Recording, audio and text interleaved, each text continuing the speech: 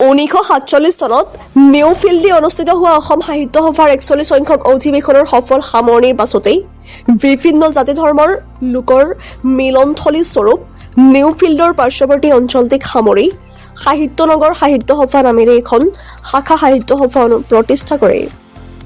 দীৰ্ঘ 250 বছৰ সোণসেৰীয়া ইতিহাস অতিক্ৰম কৰাৰ পিছত এই শুভ মুহূৰ্তত সাহিত্য নগৰ সাহিত্য সভাই স্থানীয় ৰাইজৰ সহযোগত 17 আৰু 18 জানুৱাৰী 2026 চনৰ শনিবাৰে পুৱা বৰ্ণাঢ্য কাৰ্যসূচীৰে সোণালী জয়ন্তী উদযাপন কৰে।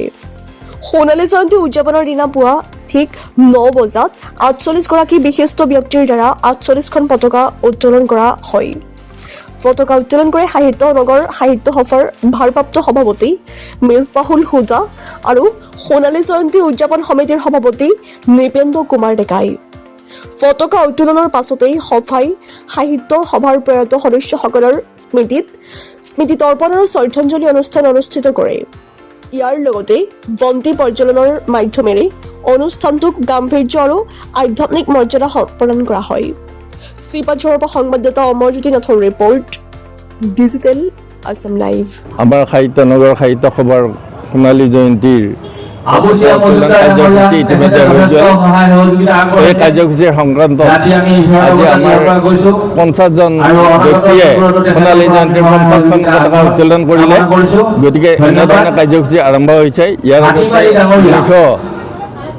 যিকোনো দেশ আৰু জাতিৰ ঐতিহ্যৰ বুনিয়াদ হৈছে মাতৃভাষা। এই আদৰ্শক সাৰোগত কৰি 1917 চনত অসম সাহিত্য সভা গঠন হৈছিল আৰু 1917 চনত অসম সাহিত্য সভা গঠন হোৱাৰ পিছতেই আমাৰ দৰং জিলা সাহিত্য সভা 1973 চনৰ 21 জুলাই তাৰিখে গঠন হৈছিল। আৰু এই দৰং জিলাৰ সাহিত্য সভাৰ উদ্যোগতেই 1974 চনত আমাৰ ইয়াতেই অসম সাহিত্য সভা মংগলদৈ নিউফিল্ডত গঠিত হৈছিল অনুষ্ঠিত হৈছিল। এই অনুষ্ঠিত সভাখনত সভাপতিত্ব কৰিছিল ডক্টৰ মহেশ্বৰ নায়ক আৰু তেখেতে এজন পণ্ডিত ব্ৰাহ্মণ আৰু প্ৰাচ্যতত্ত্ববিদ ব্যক্তি আছিল।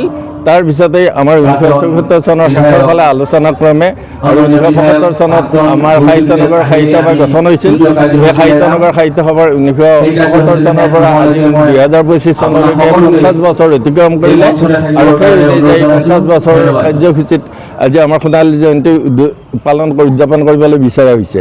গতিকে এনেকুৱা সংক্ৰান্তত আজি সোণালী জয়ন্তীৰ পতাকা উত্তোলনৰ কাৰ্যসূচী ইতিমধ্যে হৈ গ'ল আৰু বাকী সকলোখিনি কাৰ্যসূচীতে সকলোৰে সহায় সহযোগিতা কামনা কৰিছোঁ আৰু যাতে সকলো